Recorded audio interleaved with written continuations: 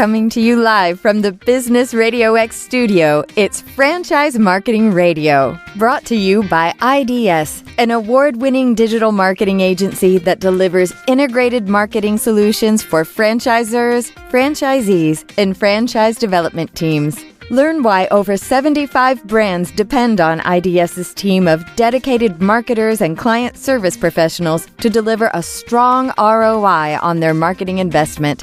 Go to idsfranchisemarketing.com for a complimentary digital audit and consultation. Hi, everybody, and welcome back to another episode of Franchise Marketing Radio. I'm your host, Rob Ganley, and I just wanted to take a quick moment to thank my sponsors. We appreciate them and their support. So today we have an exciting guest. We have Sarah Beddoe. She's the VP of Marketing at MOOYAH Burgers, Fries, and Shakes. Definitely my kind of place to hang out. Welcome to the show, Sarah. Thanks. So glad to be here. It's great for you to be here. So one of the first things I love to find out, because I know how the franchise industry is very big, but also very small, and a lot of us have been around a while. Tell us a little bit about how you wound up at MOOYAH and your background, and a little bit about your vision for the future. First of all, glad to be here. I love food. So that was a really good place for me to start. I've been in the industry since about 2007. So I guess that's about 16 years. And I've been everywhere. I mean, I've been at really large franchise organizations, national chains, and I wound up here a little over a year ago.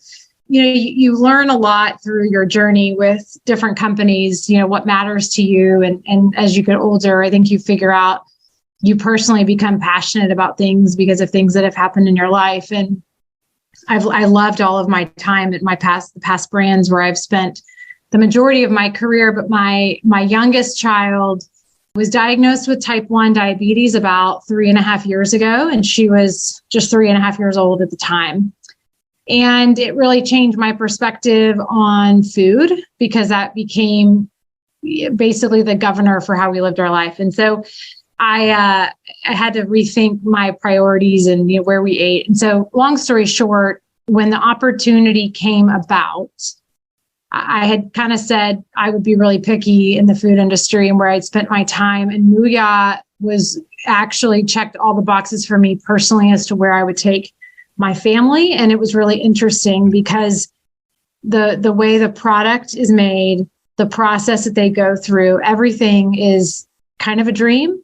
And it's so many brands wish they could tell this story. And so I thought, this is a brand that doesn't need anything fixed.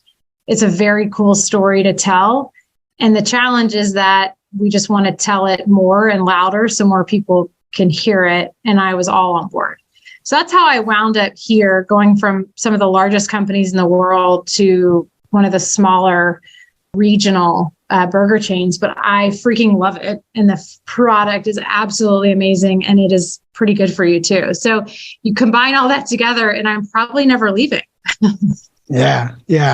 Well, let's talk a little bit about, that pivot. I mean, you did have, I saw your background and you have worked with some big brands for sure. And, but now this brand, they're emerging, right? I think you're about to hit 100 units, and which is, by the way, an amazing accomplishment, not easy to get to. So you've got the momentum on your side. And I looking at your website, I get hungry just looking at the pictures. So I know there's something to the pictures in the marketing, but like you said, you want to be able to tell the story. And, you're at that emerging mark where sure, in certain areas, people know you really well, right? Yeah. And then in other places in the country, they don't. But tell me a little bit about that as the VP of marketing. What are some of your top priorities in terms of helping this emerging brand go loud, if you will, and be more known? Yeah, I mean, it's kind of divided into a couple of different buckets. We have some pretty what's the word I'm looking for? Developed markets is probably the right word. Dallas Fort Worth is our home market. We have 14 locations in Dallas. So, we have some strong presence here. The challenge in Dallas Fort Worth is there's just a lot of competition. There's a lot of really great emerging food concepts. And so it's just keeping the brand top of mind. And we've got a few other markets that follow that same formula. But we've got these more developing and emerging markets where we have franchisees that are opening up the first location of its kind of MOOYAH, and it's getting people introduced to the brand. So we have to do a lot of education on, this is what MOOYAH is all about, and the name isn't always 100% clear as to what we are. So it's about telling people what we do, what we sell, and why we're different, which is the most interesting and compelling part of our concept, in that nothing we do is second day. Everything is fresh made, sometimes 2 and 3 times a day. Our beef is certified Angus beef, which is, top tier beef. All of our cheese is Tillamook cheese. Our bread is baked in house. All of our, potatoes are cut daily and soaked and then fried. And so everything that we do is 100% clean. And it is the type of food that you want to buy when you go to, a boutique grocery store. And it's the type of food we sell that's very accessible to a lot of people. And so that's a pretty complicated story, but yet it's super simple. And it's what I would say, it's the way things used to be back then. Back in my day, that's how the food was supposed to be made. And I wish we could find it today. And MOOYAH does all of that. So there's just there's a communication challenge on being able to get all of these proof points out there, because when you find out about MOOYAH, you try our product, you are hooked for life. So the fans that we have in Dallas, Fort Worth are fans for life, but there still is a very big market, and we're still trying to get people to understand who we are, because it is very crowded here. Yeah. But we handle those challenges with our franchisees on a daily basis, and we help them solve their problems based on what it is they're facing and kind of what bucket they're in, whether it's developing or whether it's brand new. So, but it's a fun challenge, I'll say. I mean, it's fun. Yeah, it's all about marketing, right? It keeps you busy. So let's talk a little bit about that, because the markets where you're expanding into, first of all, when you build out a MOOYAH, right? I'm sure the branding and the just everything is top tier. Everything is, like the big boys. There's really no difference, because when I drive by something like that, I would be like, that's probably a franchise. I may not have heard of it, but it looks like that, which is advantage number one, I would think, in terms of launching a brand new business in a brand new town. It's like, first of all, it looks fresh and it looks professional. It looks like a franchise, right? Yep. So that's advantage one, and it gets people's attention. So let's talk. Well, we're going to talk a little bit about the new markets, not so much the established ones where people probably know you really well. So you've got this new franchise. You drive by it. I drive by it, and I see, it's a burger place, which, by the way, for me is huge, because I love that too. And I love what you're saying, because I am the person that would love to go buy all the ingredients, come back to the grill, do it all like the perfect way that you love it, with all the great ingredients. If someone could do that for me over there, I'd go buy it, right? But so that's amazing. But so in those markets, right, you obviously start with a great location and great looking place. So what are those key things, though, to try to get that awareness out there? What is it between digital and, say, just grassroots? What would you say are the top things you look at in terms of the formula for new markets? Yeah, and I think it starts before you break ground on a location. And one of the things I love most about our process for franchise recruitment is we have a high touch process. We sit down and we talk with the potential franchisees about, kind of their background. And most of them have a very strong connection with the local market where they're going to start the brand. And by doing that, they already have a good idea of why this plays into the market. So they kind of, they have a very personal understanding of what the market needs. And so a lot of this in the very, very beginning is about helping to understand the culture and the vibe and the people and the need, and really getting acclimated with the area. We have, part of our team at MOOYAH is we have a new restaurant opening team that is fully dedicated toward rolling out our concept in a new market, meaning, 6 months before we break ground, once we break ground, 90 days before our doors open, and then a completely kick-ass grand opening package with the city with our, by then we would have recruited a bunch of people in the local community into our email and loyalty database. It culminates, over a period of time because we're introducing the brand through content and social media. We do a lot of PR outreach. We build a very strong communication plan that culminates to the day that we open.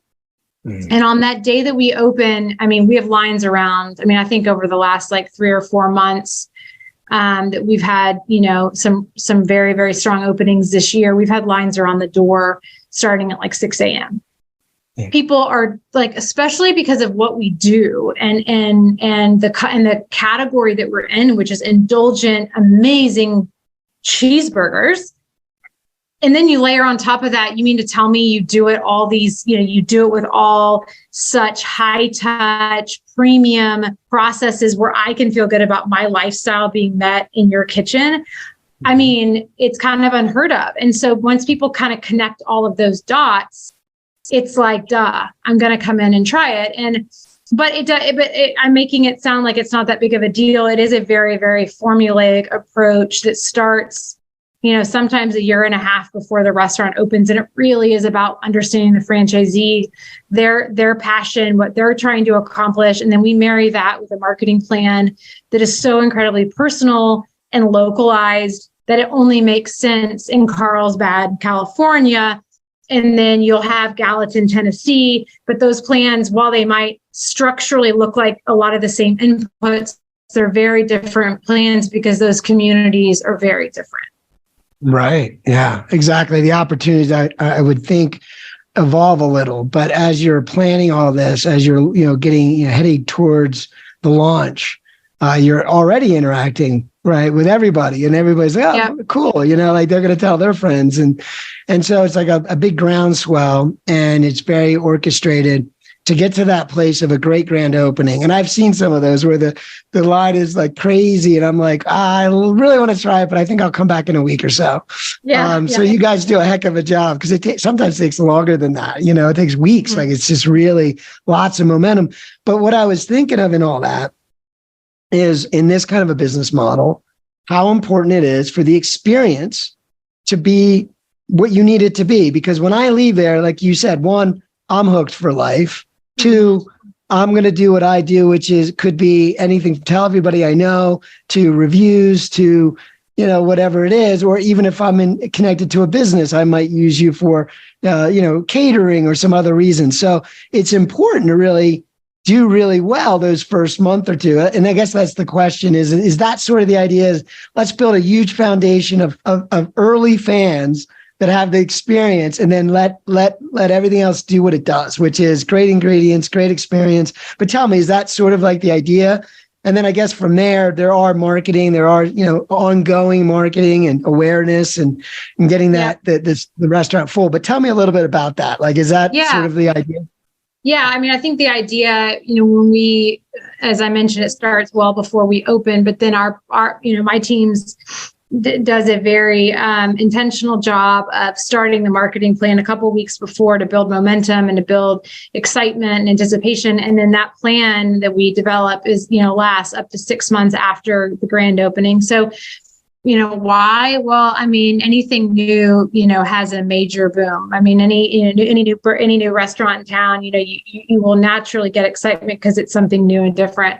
Our goal is that. We definitely want to create that excitement, but we also want to make sure that whatever it is that we do, we can sustain it and help, continue to build awareness and build buzz, to keep those that have come in once to come back, and to keep those that haven't, the yous of the world. They're like, I'll wait till there's not a line. We want to make sure that you get the chance to experience it, because it is unlike any other. And so, I think the real power in the marketing side is to keep the momentum going, so that you don't ever really have major dips, in the initial kind of honeymoon period, if you will. You want to see things get off to a fast start and then level out and then stay. But that takes kind of intentional timing and techniques and tactics that are proven in our business. And we just continue to hit them over and over again. But as I mentioned, the secret in all of this is what market we're in, what market this franchisee is in. And we really make sure that it's personal so that you feel like it makes sense for your market. So, and that's about relationships. And, that's the beauty of us being the size of business that we are, that everyone's on a first name basis. So, we know everybody and they know everybody in that local community or in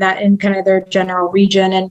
And so it makes it easier for us to make progress because we're able just to tap into those networks versus being such a large entity that it's a little less personal. And so I think that's one of the benefits that we have at MOOYAH. Yeah, absolutely. So, there's a lot of ways. So once you get the momentum, you got an audience, right? They know who you are. They know where you are. They're coming in. They're addicted at this point, right? So then you have your ongoing marketing, and that's to, keep that awareness going. And clearly, there's a huge market around any business like that, and so it takes some time. So when you look at that part, the continued outreach, let's say, or the reach that your local brand has, what would you say are some of the key things you look at? I think of, obviously findability on Google. And I think of Facebook a lot too, because of, again, some of that for findability, but also just the buzz and what people like, that's where they like to talk and share and that sort of thing. So they're very different, right? Google is very much a utility where I want to make sure I find something. And there's also a strong review platform there. So that's important, which I would think your reviews just echo what everything you're saying, right? But which one? And then there's, I think of, direct response, or like you said, staying top of mind. So using technology like SMS or those types of community, where you're reminding people, hey, there's a promotion or a rewards program or something like that. But tell me which combination, or where do you see being the biggest priorities when you talk about ongoing, keeping the momentum going? What does that look like for you? It's hard. This is not me being canned, but I would say that all of the, everything has a role. Yeah. I think as dated and as unsexy as it is, direct mail every now and again, has a role. Because for a brand like ours, it becomes a mass media play, because we don't do television, we don't do billboards, especially in markets where there's one location or two locations. The cost just doesn't justify. However, direct mail can get you the right neighborhoods and get you the right, span and radius. And I think that's important. So that plays a role. Search and Google and all of that, a huge role, because I do think part of we mentioned it earlier before this call, location is key. And if you're not fully visible off the highway, or you're not on a street corner that's widely trafficked, I think sometimes you can get lost. Yeah. And sometimes you drive down the street and you don't notice something for 2 years, which is my case. In my case, like I feel like every day I notice a new house or I notice something that's been there. But I think search is incredibly important, especially in the world where we live in, where everything is done on your phone and you're so tapped into schedules and lists and notes, but everything is operated through Apple. I personally believe that search is one of the biggest areas of opportunity. Search and technology, I think, is where there's no arguing it, like you have to be there. But then there's older school techniques, which, to me, just replicate more the human touch element, the notes, the mail, things like that, which I hope hospitality never fully gets away from it, because that's one thing that makes the hospitality industry so special. And that is that people make the difference in service, and us doing that still allows us to have access to your home. So I think that's important. Yeah. So I mentioned we do direct mail during key times because it is important and it does work. It's not your strategy, but it's definitely a tactic to deploy when it makes sense. We do a lot of search once we've opened, because people need to be able to know how to find us. And then we do social media. Social media, has its time and its place. I believe in it, but I think too much of anything is not a good thing. So I think it's being really clear about what your story is that you're trying to communicate, and then just go hard at that. Don't try to spread yourself so thin that you're leveraging that for everything, because it's not meant to be that. Social media at its best, I think, is a storytelling platform, because people are more interested in content than ads. And so we do storytelling. Here's our story. Here's some amazing video that shows our culture and our vibe and our food and like what makes us special. And so all three of those things play a role. And I know I just completely rambled. The only thing I didn't mention, which I should never fail to mention, is PR. Yeah. Which, really is just the human relations aspect of our business. And I think PR plays a big part in elevating the franchisee's voice, giving them a platform to tell their story and why they're in business. Because at the end of the day, people and communities love supporting the local businesses. And that's what we are a local business. And so, that's that. I just completely talked and probably said it in some words, but that was very, very helpful. I think you said a lot of key things. Again, they all have their different purposes, but the challenge would be the emphasis that you, as a smaller business owner, as you're growing, things change as you evolve, you get bigger.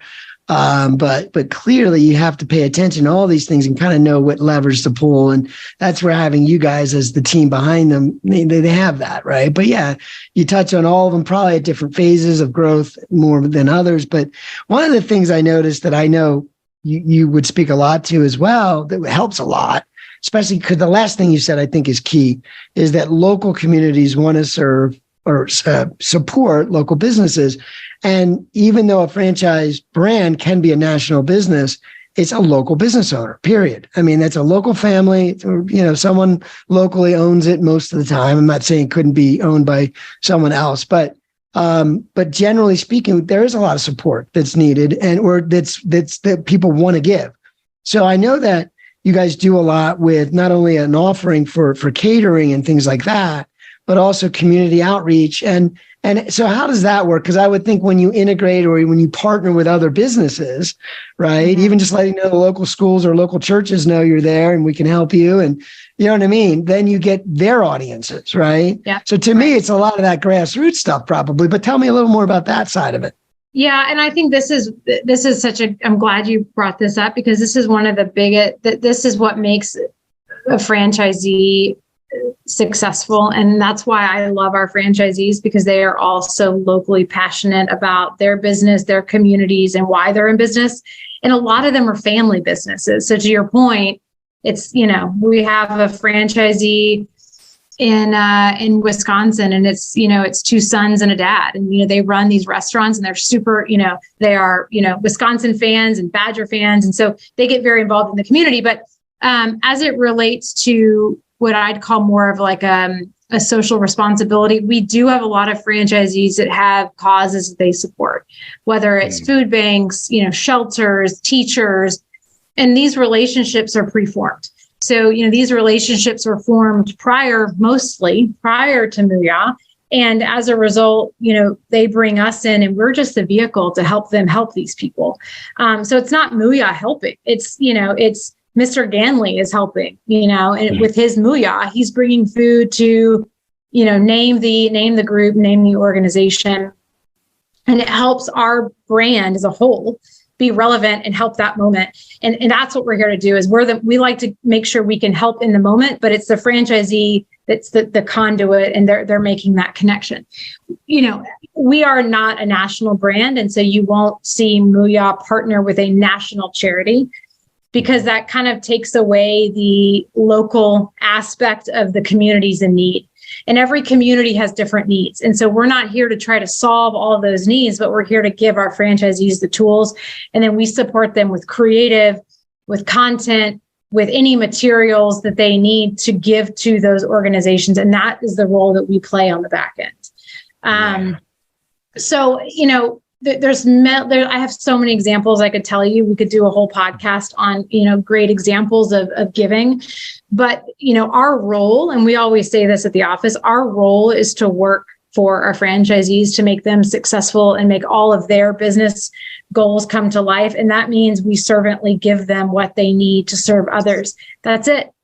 So I love that. Yeah. That really empowers the franchisee. Look, the reason people look at our industry, the franchise industry, is because, getting into business is challenging, right? And so a franchisor a brand can really help. And what we're talking about is a win-win-win, because, you're serving your community. It's probably the best way to market your business.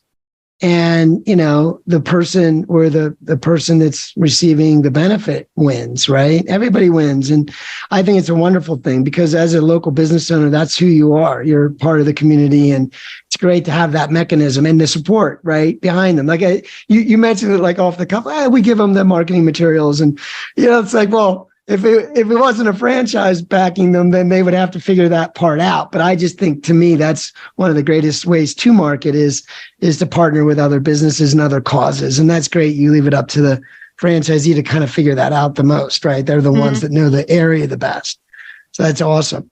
So tell me a little bit. So speaking of partnering, I know you guys have a really awesome menu, and I know you guys do some cool partnerships to come up with innovative ideas. Tell me a little bit about what you're doing there with the milkshakes. I know you have some key partnerships, and how does that parlay into helping the brand? Is there a marketing angle there where tell me a little more about it. First of all, at the end of the day, we have such a privilege to be able to create great food. And so it's so much, it is like the food industry.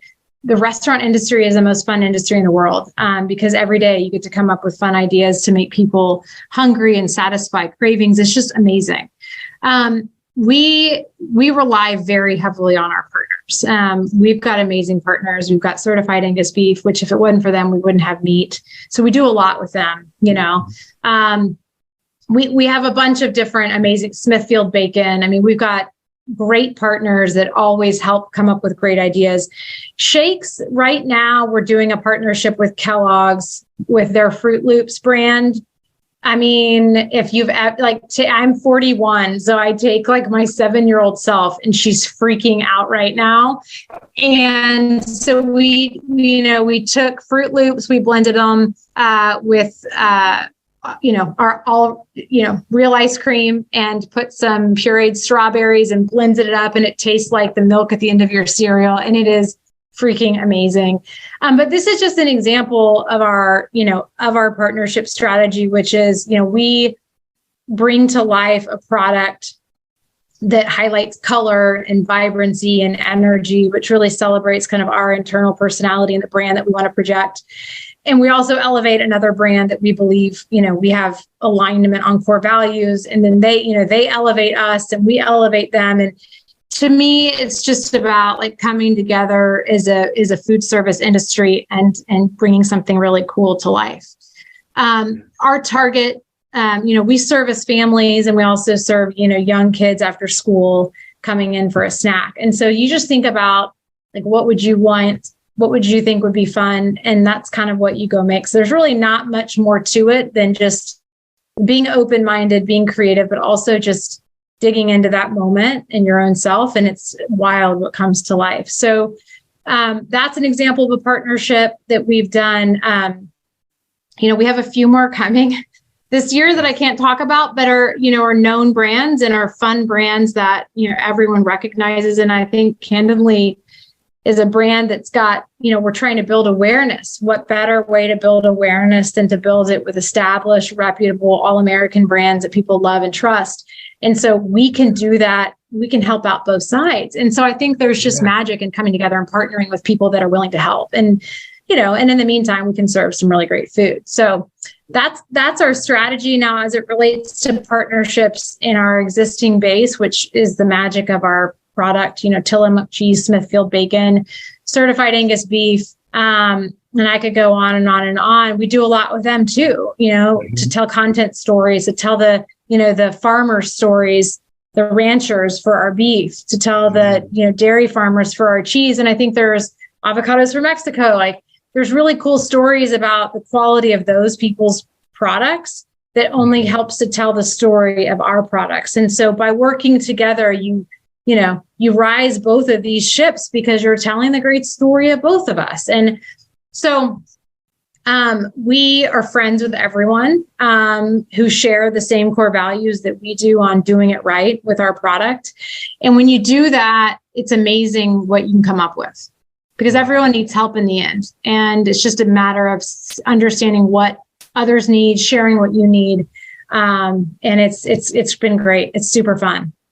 Yeah. Well, spoken like a true marketer that's been doing it a while. I think that what you just shared is a huge advantage for a local operator, right? To have not only those great ingredients and to make a great menu, but those partnerships, right? Thinking that way.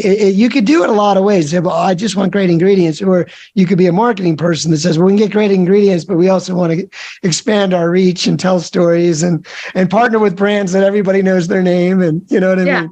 Yeah. And certainly the people buying for their kids will probably pick up a Fruit Loops shake as well, because that was one of my favorite cereals growing up. But anyway, I kind of laughed when I saw that. But no, it's brilliant marketing. I mean, I think of integration marketing. I always think of, Bill Gates. I always think of Microsoft and what he did with IBM. And what an amazing meeting that must have been, leaving that meeting saying, it's just, I don't think he realized what he had done, but it was a great integration marketing deal. And I think he might have helped them rise a little more. I'm not sure how that worked out for them. But it's brilliant marketing. So I appreciate you sharing that strategy with us. So, before I wrap things up, and I do appreciate your time today being on the show, I would love to hear from your view. I know you've been at the VP level and a leader in marketing for quite a while. Is there, and you have a team, obviously that you're managing and leading, and there's a lot of ups and downs, right? I mean, think about a few years ago. I mean, when I won't get into that today, but that was a story we talked about a lot a few years back. And as a leader, you had to manage through it. And I can't think of a better time to be in a franchise than what we all experienced a few years ago with COVID. But ultimately, though, as a leader, is there something that you could leave with the audience, either maybe even for someone thinking about starting the franchise business, or just for other brands that are trying to do it right? Is there something that you feel has always worked for you, a key tip or idea or concept, anything you want to leave with the audience? Yeah. So I don't know that I learned it in marketing. I can't say that I learned this at work, but I want to say probably 10 years ago. Yeah, it was probably 10 years ago. I took and it stuck with me forever. So what I'm about ready to share worked for me. And because I haven't always listened to other people, I always, growing up, I always thought I had the answers. And anyway, I took improv for a few years, about 10 years ago, and it taught me a lot. It taught me a lot about, myself and how to work with others and all that.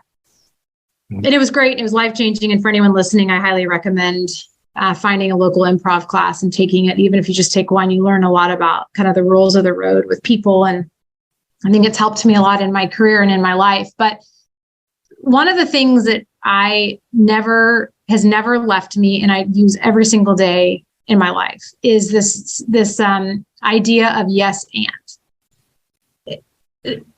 In this day and age, so much is changing, and ideas come from everywhere, and people have been saying that for a long time. But using the construct of yes and means anytime someone throws out an idea and you think it's a terrible idea, there is some element of richness in that. And turning someone down or saying, no, that's not going to work, only, shuts down someone that could potentially, is very valuable and could potentially solve the problem if maybe they stated a different way. Mm-hmm. But at the end of the day, you say something, I don't think it's great, but reframe your thinking and say yes. And what I would like from that idea is to see X, Y, and Z. Mm-hmm. Always try to find something about what someone else says that is stimulating, because every single thing that comes out of someone's mouth has value. And if you think of it that way, all of a sudden you can find solutions at every turn. And I truly believe that through COVID and through isolation and through this culture of Zoom and technology, you've had to learn how to be agile and nimble and work together.